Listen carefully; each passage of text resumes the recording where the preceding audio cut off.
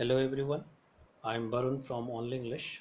Today we will read the fifth chapter from the book Footprints Without Feet.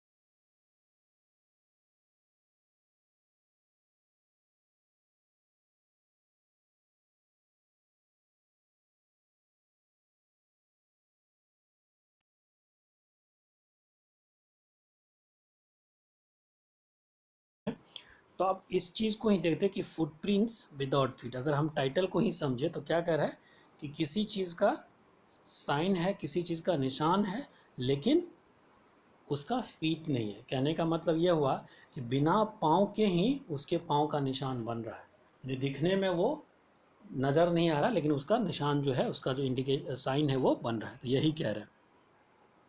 पढ़ते हैं chapter को। The two boys started in a surprise at the fresh muddy imprint on a pair of a bare feet.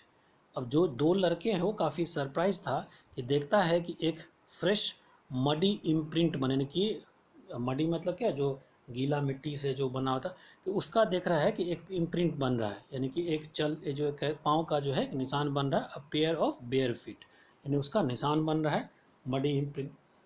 What was a barefoot man doing on the step of a house in the middle of the London? And where was the man? अब कह रहा है कि what was the barefoot man? आखिर वो जो इंसान था वो क्या कर रहा था doing on the step of the house in the middle of the ये जो इंसान है, ये लंदन में जो स्ट्रीट है उसमें एक घर, उस पे घर में क्या कर रहा है। And where was the man. अब फिर वही वही लड़का, उस लड़के के, ये जो दोनों लड़के, उसके मन में आया कि आखिर वो इंसान है कहाँ जिसका कि वो उसको उसका पाँव का निशान दिखाई दे रहा है। आखिर वो इंसान है कहाँ। As the gaze a remarkable sight made their eyes. अब जैसे वो गेज का मतलब होता है घूर करके देखना, जैसे वो देखता है तो remarkable sight made their eyes, यानी उसका उसको फिर से एक रिमार्केबल मतलब आश्चर्य कह सकते हैं कि एक दृश्य उसको दिखाई देता है। अ fresh foot marks appear from nowhere. उसको फिर से जो है, जैसे ऊपर में उसको दिखाई दिया था, फिर से एक क्या होता है, fresh foot marks appear from nowhere, मैंने कहीं से कोई आ नहीं रहा है, लेकिन उन लोगों को दिखाई दे रहा है कि एक जो है फ्रेश फुट मार्क किसी के आने का। Further footprints followed. अब उस चीज़ को वन आफ्टर अनदर, यानी एक के बाद उसको दूसरा, एक के बाद दूसरा जो है वो दिखाई दे रहा है। Descending the steps and progressing down the street.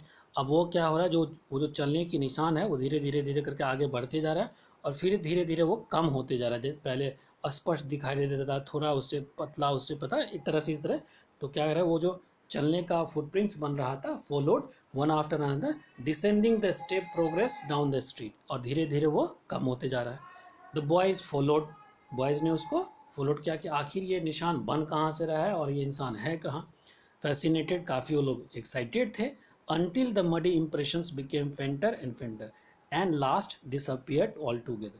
और वो जो दोनों लड़के थे उस चीज़ को फॉलो कर रहा था, तो जब तक वो जो मडी इम्प्रेशंस है यानी कि उसका जो पाँव का निशान बन रहा था, मडी मतलब गीला भी कह सकते एक तरह से, जो आप मिट्टी में लगा देते हैं, आप मिट्टी में जो पानी लगा रहता है तो उससे जो बनता है, तो इसका जो इम्प्रेशन, वो जो फुटप्रिंट था, धीरे धीरे धीरे करके जब तक वो कम होते गया, कम होते गया, और जब तक वो कम्प्लीटली डिसअपेयर नहीं हो गया, डिसअपेयर ऑल टुगेदर, तब तक वो लड़का उन लोगों को, वो उस फुटप्रिंट को फॉलो कर रहा था, वो दोनों लड़के। The explanation of the mystery was really simple enough. अब आखिर ये जो मिस्ट्री है उसका एक्सप्लेनेशन ये है कि the bewildered boys had been following a scientist who had just discovered how to make the human body transparent। यानी अब जो दोनों लड़के हैं जो काफ़ी सरप्राइज हैं, जो विविल्डर होता है, इसका मतलब होता है विविल्डर का मतलब होता है कि कंफ्यूज और अनसर्टेन, और सरप्राइज भी कह सकते हैं। तो वो जो लड़के थे जो कि उसने को फॉलो किया था, वो जो लड़के थे, इसका मतलब फॉलोइंग द साइंटिस्ट, यानी कि आखिर ये निशान किसका था। तो इसी का सिंपल एक्सप्लेनेशन दे रहा है कि एक साइंटिस्ट था, उसने डिस्कवर किया है कि कैसे ह्यूमन बॉडी को ट्रांसपेरेंट कर दिया, यानी कि एक ह्यूमन बॉडी ऐसा बन जाए कि इस पार से उस पार दिखे, यानी कि बॉडी दिखेगा ही नहीं। अब उस साइंटिस्ट का नाम क्या है? Griffin. A scientist had carried out experiment after experiment to prove that the human body could become invisible. यानी वो जो साइंटिस्ट था ग्रिफिन, वो बार बार एक्सपेरिमेंट करते गया और फाइनली उसने ऐसा एक्सपेरिमेंट किया कि ह्यूमन बॉडी जो है इनविजिबल हो जाए, जिसको कि नहीं देखा जा सकता। इनविजिबल मतलब that can not be seen.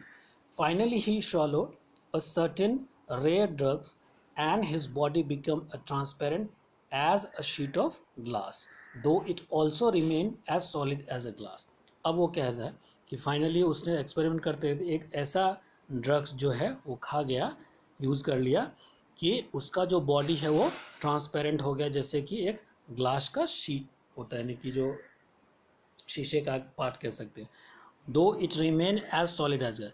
अब वो ट्रांसपेरेंट तो हो गया लेकिन वो सॉलिड दिखता है, यानी कि बॉडी को अगर कोई पकड़ लेगा तो सॉलिड दिखाई देगा, लेकिन आपको पता ही नहीं चलेगा कि आखिर ये बॉडी है भी। ऐसा था, ऐसा नहीं जैसे हम मूवी वगैरह देखते कि इधर से ऐसे करके हाथ मारते हैं तो कुछ दिखाई नहीं देता बीच में, वो दिखेगा ऐसे करके। बॉडी तो था जो कि सॉलिड शेप में था, लेकिन आपको इधर से उधर दिखाई दे रहा था, तो आपको ट्रांसपेरेंट लग ही नहीं रहा था यहाँ पर बॉडी है, इस तरीके से।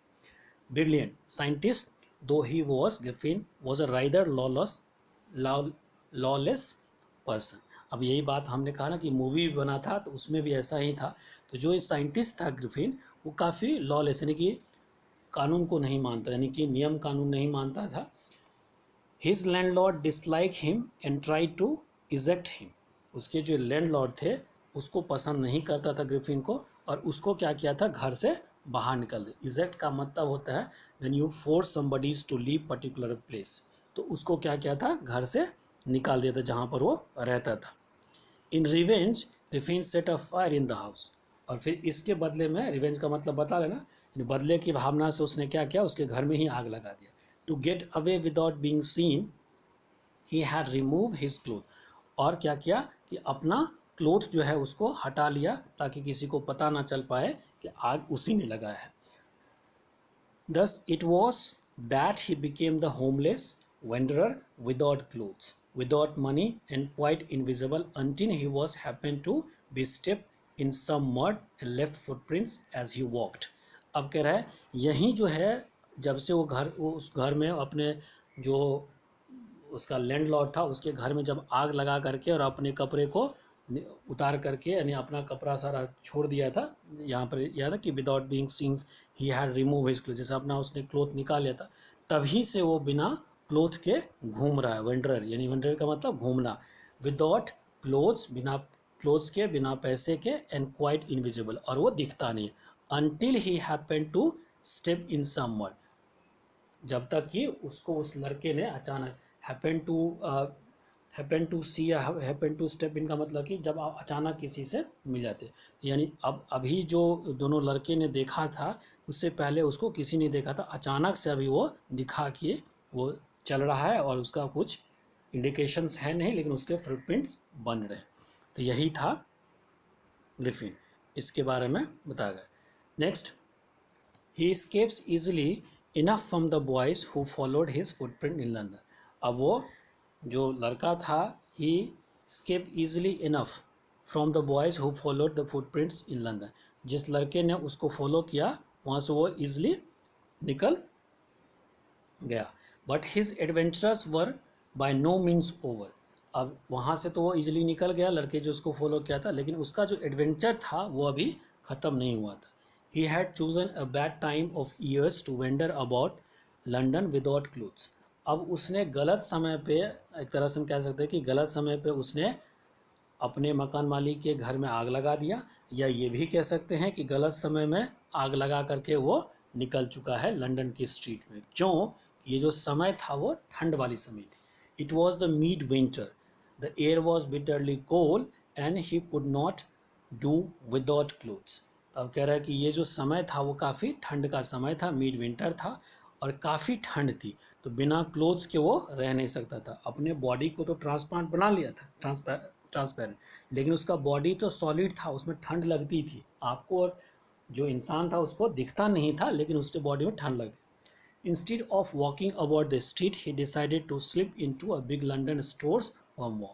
अब वो गलियों में, यानी कि अब वो instead of walking about the street, यानी कि स्ट्रीट में या गलियों में घूमने के बजाय उसने क्या सोचा कि लंदन के जो कोई बिग जो लंदन का बड़ा सा स्टोर है, यानी कि कोई एक तरह से मॉल कह सकते हैं, कि वहाँ पर जा कर के देखते हैं थोड़ा सा गर्मी लेने के लिए, कपड़े लेने के लिए, इसलिए वो घूम रहा था।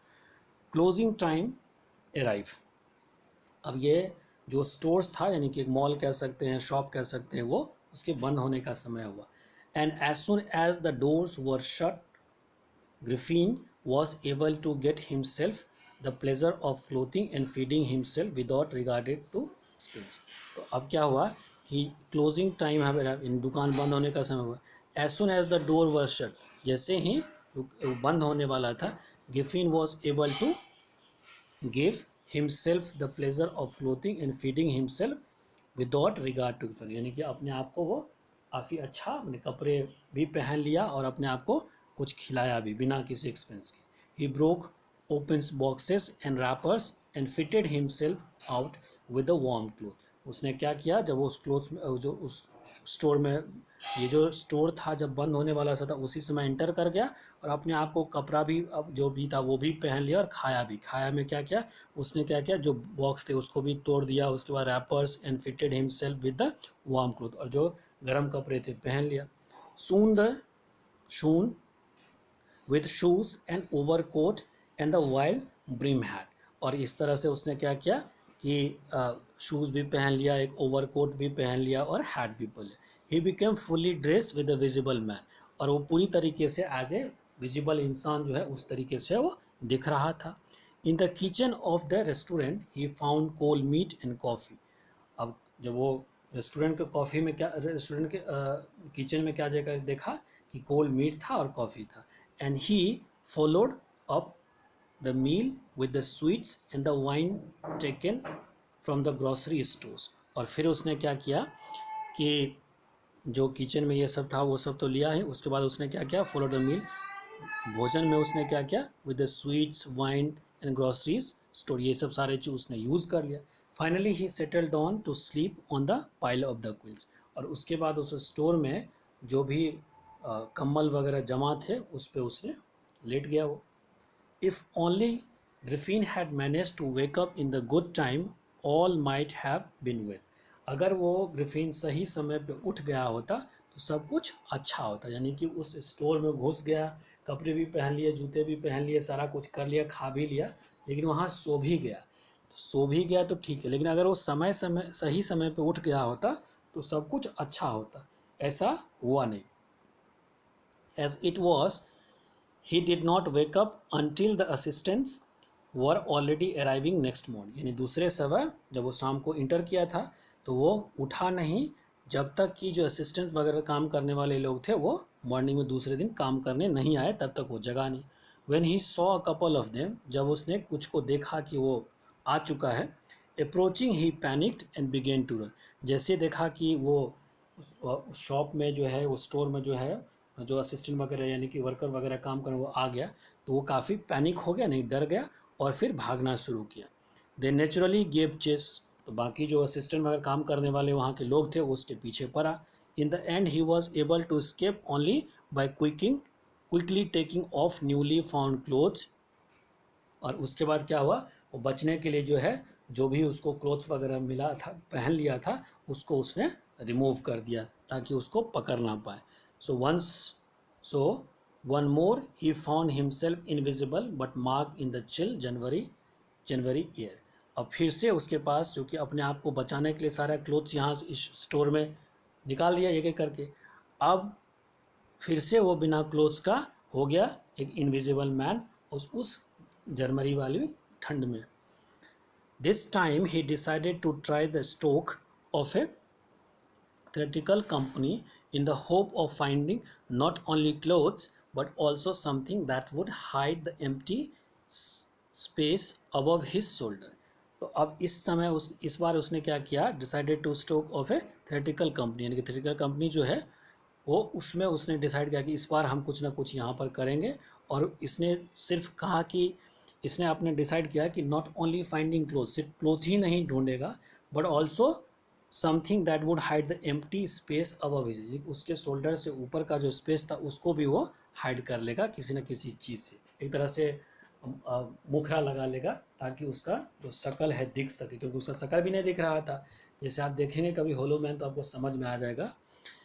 Shivering with the cold he hurried to Drury lane and centre of the theatre wall.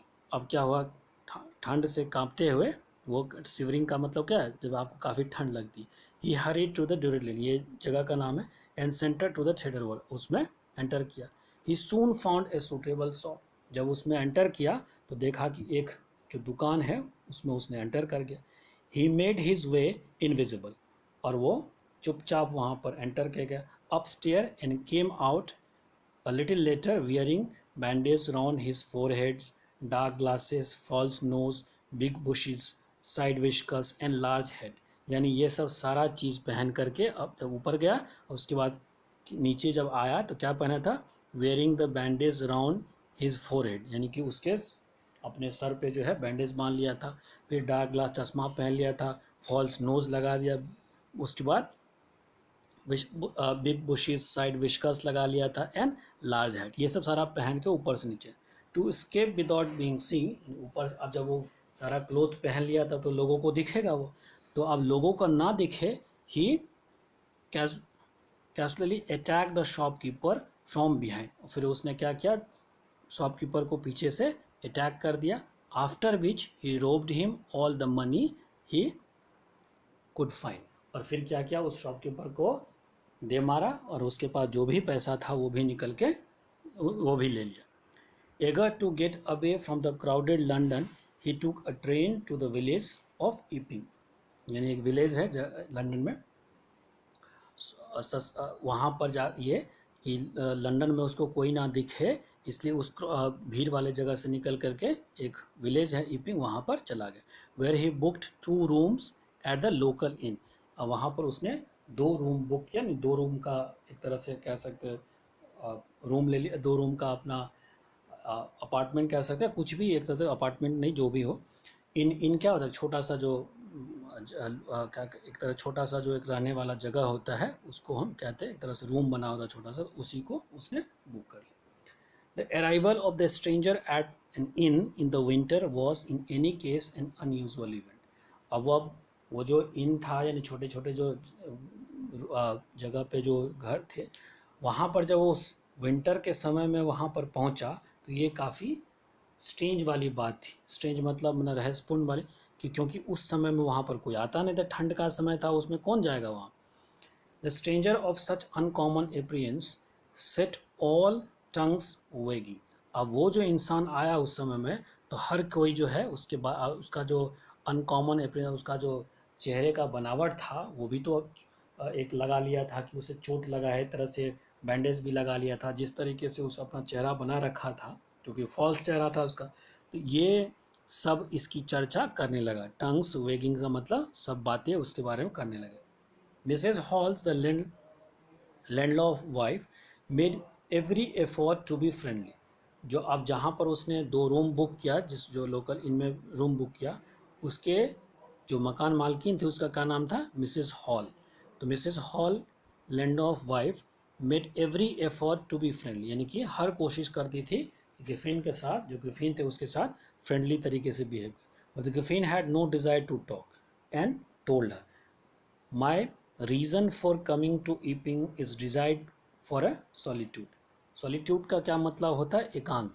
तो अब उसने उसको कहा कि मेरा जो यहाँ आने का एक इरादा है, बस यही इरादा है कि मुझे एकांती चाहिए, इसलिए मैं यहाँ पर इस विलेज में ईपिंग में आया हूँ। I do not wish to be disturb in my work.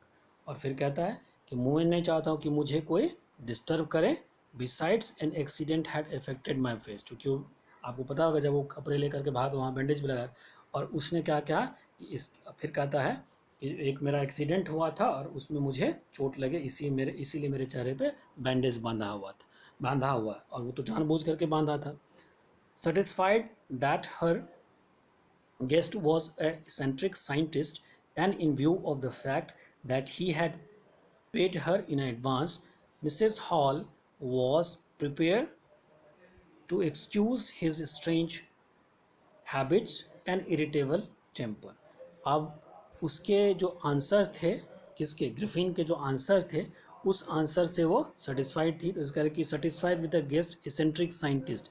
Eccentric का मतलब जो एकांत में रहने वाले होते, अकेले रहने वाले होते, उसके इस and in view of the fact that he paid with, और उसको जो मिसेस हॉल थी उसको पैसे भी एडवांस में दिया।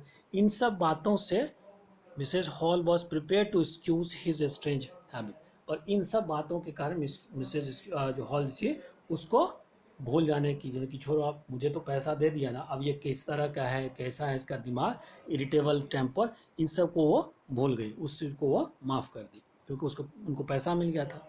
But the stolen money did not last long and presently Griffin had to admit that he had no ready cash. तो अब ये जो पैसा, चुराया गया पैसा था, वो पैसा अब ख़त्म हो गया। तो अब ग्रिफिन को इस बात को स्वीकार करना पड़ा कि he had no more ready cash, यानी अब उसके पास पैसे नहीं है। ही प्रिटेंडेड, अब वो इस बात को प्रिटेंड करता है, नहीं कि छुपाने की कोशिश करता है, however that he was expecting a cheque to arrive at any moment.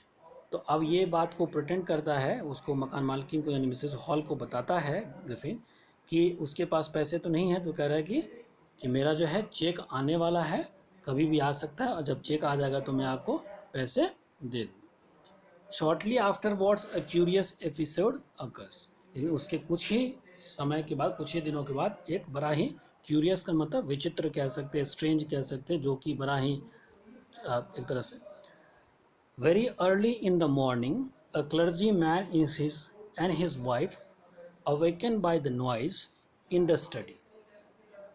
तो अब यहाँ पर है very early in the morning, a clergyman and his wife awakened by the noise in the study. तो जो क्लर्जी मैन थे और उसकी वाइफ थी, वो किसी आवाज़ से जगी। इन द स्टडी, अभी इन द स्टडी का मतलब एक रूम भी हो सकता है या स्टडी वाला रूम भी हो सकता है। तो ये स्टडी वाला ही रूम के मान के चले, इन द स्टडी, कि वो इस रूम में कहीं ना कहीं से किसी चीज़ की आवाज़ आई, उसके कारण वो क्लर्जी मैन। अब क्लर्जी मैन कौन होता है, तो क्लर्जी मैन हम समझ लेते हैं कि एज ए प्रीस्ट, जो कि आपको प्रीचिंग करते रहता है रिलीजन पर, उसको हम क्लर्जी कहते हैं। तो वो उस क्लर्जी मैन और उसकी वाइफ जो है, कुछ आवाज़ सुनाई दिया और उस नवाज से वो लोग उठ गए। Creeping down stair they heard the chink of money being taken from the clergy desk. अब क्रीपिंग डाउन स्टेयर, अब वो क्या कि लोग नीचे गए, they heard the chink of money being taken from the clergy desk. अब उसको आवाज़ सुनाई दिया कि उसका जो डेस्क है उससे पैसे निकाल लिए गए। चिंक ऑफ मनी, मैंने मनी की जो आवाज़ हुई उससे उसको पता चला कि उसके डेस्क से पैसे निकाल देगी. Without making any noise, with a poker gaps firmly in his hand, the clergyman opened the door. Surrender. अब बिना किसी आवाज़ के है क्लर्जीमैन जो था वो एक पोकर क्या होता है, जब आपके एक लंबा सा एक छोटा सा ही कह सकते हैं, एक लोहे का रॉड होता है, उसके ऊपर में पकड़ने वाला भी बना होता है ऐसे करके, और ये यूज़ किया जाता है आपको जो आग जलाई जाती है तो कोल वगैरह को ऐसे ऐसे करके हटाने के लिए, इस तरह से करने के लिए. तो चूंकि ये जो जगह था इपिंग, यहाँ काफ़ी ठंड थी, तो आग जलता है यहाँ पर देखे होंगे, तो आग जो जलता है तो उसको इधर उधर करने के लिए इस पोकर का यूज़ किया जाता है. तो वही वो पोकर को एकदम पूरी फॉर्मली पकड़ा हुआ था, और फिर वो नीचे उतरता है clergy man, flung open the door, दरवाजे को एकदम जोर से खोलता है, flung open the door, surrender, कहता है कि सरेंडर कर दो अपने आप को, यानी उसको लगा कि कोई चोर है तो ये तुम सरेंडर कर दो. Then to his amazement, he realized that the room appeared to be empty. अब उसको अमेजमेंट का मतलब सरप्राइज, जब वो नीचे गया और कह रहा सरेंडर कर देने, तो उसको सरप्राइज इस बात का हुआ कि देखता है कि रूम में कोई है ही नहीं. He and his wife looked under the desk and behind the curtains and even up the chimney. यानी अब वो क्लर्जी मैन और उसकी वाइफ ने क्या किया कि डेस्क खोल करके देखा, डेस्क के अंदर देखा, फिर पर्दे हटा करके देखा, इवन कि चिमनी में भी देखा. There wasn't a sign of anybody, और वहाँ पर कोई था ही नहीं. Yet the desk had been open and the house keeping money was missing.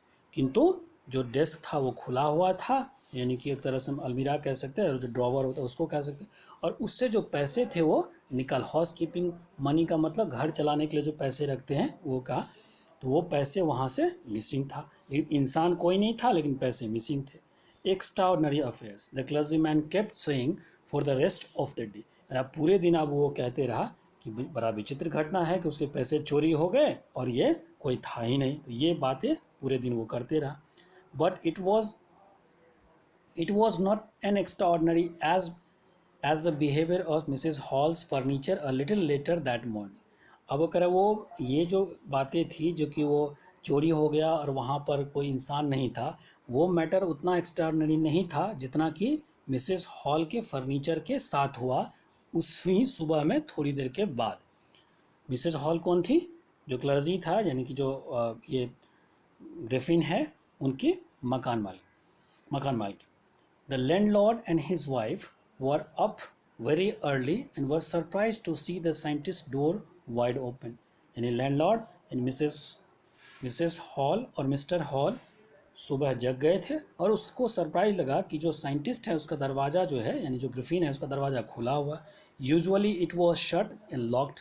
अक्सर वो बंद रहता है, अक्सर वो दरवाज़ा बंद रहता है. And he was furious if any one enter his room. और वो बड़ा ही गुस्सा करता है अगर कोई, फ्यूरियस मतलब वेरी एंग्री, जब कोई उसके रूम में एंटर करता है. ये बात मिसेस और मिस्टर हॉल को पता था. The opportunity seems too good to be missed. तो अब उनको लगा जो मिसेस हॉल और मिस्टर हॉल के, कि ये जो अपॉर्चुनिटी है इसको मिस नहीं किया जाना चाहिए, कि आखिर देखते हैं इनके रूम में क्या है. दे पिप्ड अराउंड द डोर, यानी कि दरवाजे से उसने, पिप का मतलब होता है झांक करके देखा. सॉ नोबडी, देखा कि कोई नहीं है. एंड डिसाइडेड टू इन्वेस्टिगेट, जब देखा कि कोई नहीं है तो सोचा कि इन्वेस्टिगेट करते हैं, मतलब try to find the truth, आखिर कौन क्या है, आखिर ये जो स्ट्रेंज मैन उनके यहाँ रह रहा है कि आखिर ये क्यों ऐसा रहता है, क्या है. The bed clothes were cold and showing that the scientist must have been up for some time and stranger is still and the clothes and bandage that he always were lying about the room. तो अब देखती वो मकान जो landlord थे वो क्या देखती है, जो बेड क्लोथ्स थे वर कोल्ड, यानी बेड कोट यानी जो बेडशीट कह सकते हैं, वो काफ़ी ठंड था. Showing that the scientist must have been up for some, क्योंकि आप विंटर में सोते हैं, तो जब सोते हैं तो आपके बॉडी के नीचे का जहाँ पर भी आपका बॉडी रहता है वो गर्म होता है, बाकी जो पार्टें होती है जो आपका बेडशीट होता है वो कोल्ड होता है. तो वही इससे वो काफ़ी कोल्ड था. तो इससे पता चल गया कि जो साइंटिस्ट है वो जग चुका है, वो वहाँ पर नहीं है. And the stranger still and the clothes and bandage, और वो जो क्लोथ्स और बैंडेज थे जो हमेशा वो पहने रहता था वो वहाँ पर पड़ा हुआ है। All of a sudden, Mrs. Hall heard a sniff close to her ear. अचानक से अब वो कुछ दिख तो नहीं रहा था उन लोगों को, लेकिन उनके कान में कुछ आवाज़ सुनाई दी। स्निफ का क्या मतलब, जैसे देखते हैं ना कि स्निफिंग डॉग होता है सूंघते हुए, यानी कि उसके कान के नीचे कुछ सांस लेने की इस तरह से आवाज़ आई। A moment later a hat on the bed post left up and dash itself into her face. और कुछ ही समय में क्या हुआ कि जो बेड पोस्ट क्या होता है, आप जो देखते हैं कि बेड के जैसे ये बेड बना होता है और इसके चारों तरफ ऐसे करके बना होता है, तो उसको बेड पोस्ट होता है। यहाँ पर जो उसका हेड था रखा हुआ था, और वो क्या देखती है कि अचानक से उड़ते हुए उसे आ करके उसके फेस से टकरा जाता है। किसके फेस से? जो लैंडलॉर्ड थी, यानी Mrs Hall. Then the bedroom chair became alive, और वो जब चेयर जो था वो पूरा शांत था, अब उसमें जान आ गया। Spring into the airs it change straight at her legs foremost. अब वो चेयर का जो लेग है लगभग उसके आ, सामने सामने एकदम आ गया। As she and her husband turned away in the terror, the extraordinary chair pushed them both out of the room and then appeared to slam the door after them. यानी वो चेयर जो था उठा करके वो फेंक दिया था उसके ऊपर, जैसे ही उसके ऊपर आ रहा था तो डर के कारण जो है, as she and husband turn away in the terror, डर के कारण वो क्या हुआ, extraordinary pushes them out of the room, यानी कि वो रूम से बाहर निकल गया कि आखिर ये हवा में उड़ करके कैसे चेयर आ रहा है। And then appear to slam, और फिर वो चेयर जो था दरवाजे में जा करके लगा। And lock the door them, और उसके बाद दरवाज़ा बंद हो गया। Mrs Hall almost fell down the stair in hysteria. अब हिस्टेरी का क्या मतलब होता है, एक तरह से हम पागलपन कह सकते हैं, या फिर डर के कारण, या फिर किसी और चीज़ के कारण जो हम काफ़ी होश खोने लगते हैं उसको कहते हैं हिस्टेरी। तो मिसेज हॉल ऑलमोस्ट लगभग वो हिस्टेरिक के कारण जो सीढ़ी था उस पर वो लगभग गिरने वाली थी। She was convince that the room was haunted by spirits and that the stranger had somehow caused these to enter into her furniture। अब उस बात से वो अब उस जो मिसेस हॉल थी उसको लगा कि ये जो रूम है इसमें कोई ना कोई आत्मा आ चुका है, ना कोई भूत आ गया है, और ये जो स्ट्रेंजर है इसी ने इस भूत को लाया है और उस चेयर में उसका जो फर्नीचर है उसमें एंटर करवा दिया है।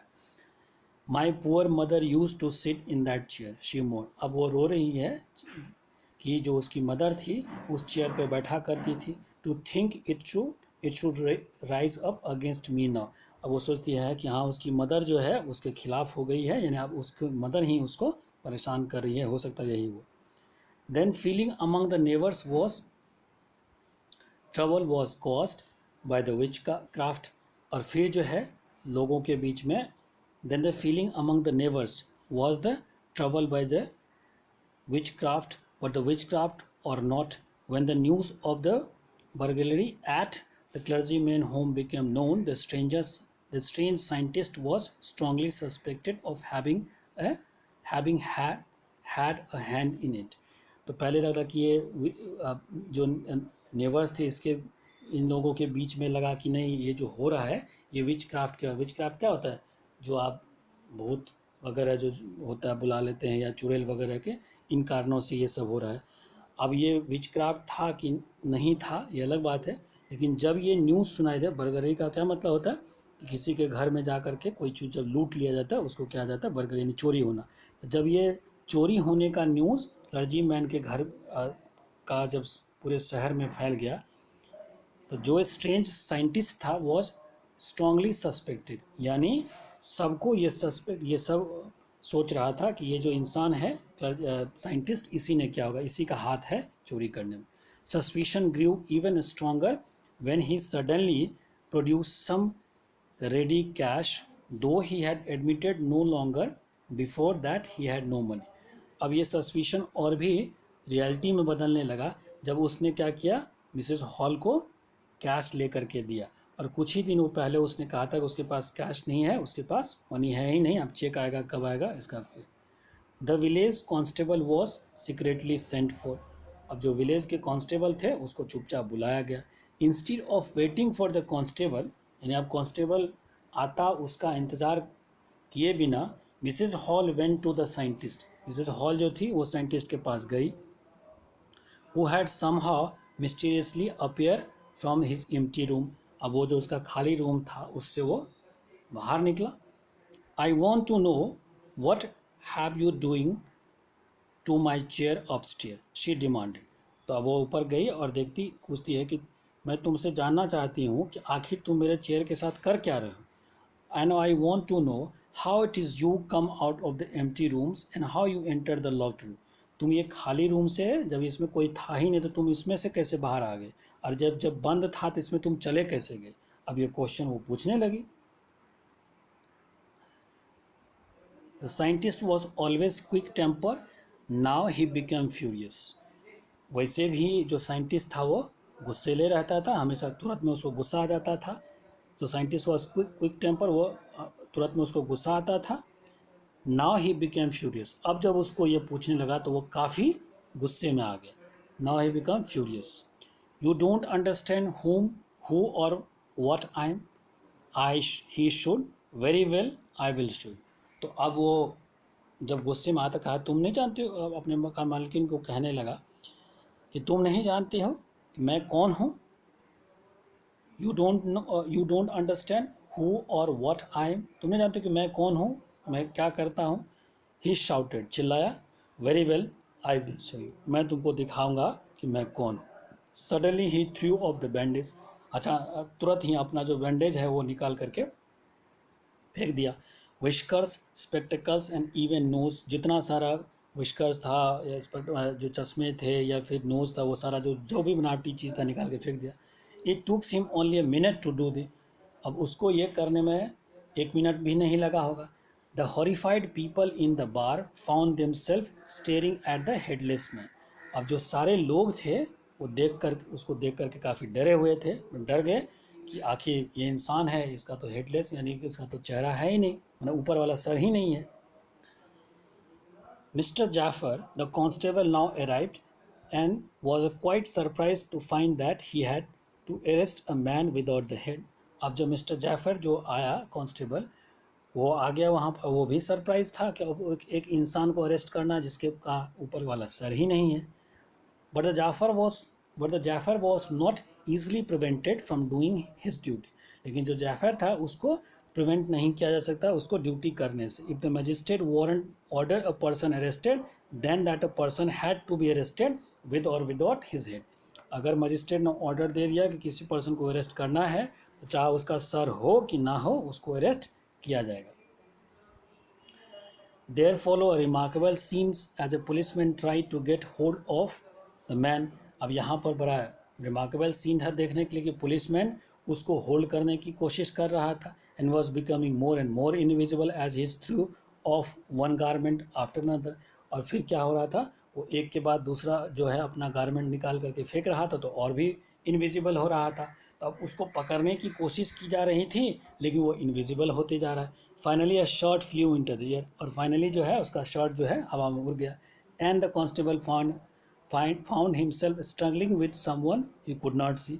और जो और जो कांस्टेबल है वो अपने आप को बड़ा उसको मेहनत करना पड़ रहा था, उसको बड़ा मुश्किल हो रहा था उस इंसान को अरेस्ट करना है जिसको वो देख ही नहीं रहा है।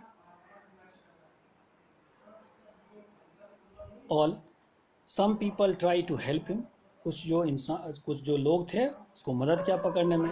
But form themself hit by blows that seems to come from nowhere. लेकिन जैसे उसको पकड़ने की कोशिश किया तो जो इंसान पकड़ने की कोशिश किया तो उसको कहीं से दो दो चार पंच लग गया उसको। Seems to come from nowhere, और वो जो पंच लगा वो कहाँ से आया कुछ पता ही नहीं चला क्योंकि वो दिखता तो था नहीं।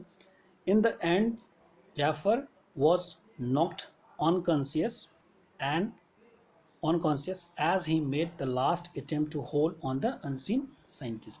अब जैसे ही साइंटिस्ट को पकड़ने के लिए जाफर ने लास्ट कोशिश किया जो दिखता नहीं था तो उसको धक्का दे करके गिरा दिया। नॉक्ड अनकॉन्शियस, मारा इस तरीके से धक्का दिया कि वो अनकॉन्शियस हो गया। There were there were nervous excited cries of holding. अब सारे लोग नर्वस थे, एक्साइटेड थे कि पकड़ो पकड़ो उसको। But this was easier said than done, लेकिन ये कहना बड़ा आसान था जितना कि करना, क्योंकि वो दिखता था नहीं तो पकड़ेगा कैसे। ग्रिफिन हैड सेकन हिमसेल्फ फ्री, अब वो अपने आप को सबसे छुड़ा लिया, वो फ्री है। And no one knew where to lay hand on him, अब कोई नहीं जानता है कि कहाँ उसका हैंड लगा क्या उसको पकड़ा जा सकता है। सो नो वन न्यू, कोई नहीं जानता था where to lay hand on, यानी कि उसको कहाँ पर देखा जाएगा या पकड़ा जाएगा। तो इस तरीके से जो है ये चैप्टर ख़त्म होता है। तो एक तरह से हम कह सकते हैं कि फ़नी सी स्टोरी थी जो पढ़ने में मज़ा आया, इनविजिबल। तो मिलते हैं नेक्स्ट चैप्टर के साथ। Till the time have a good day to all of you.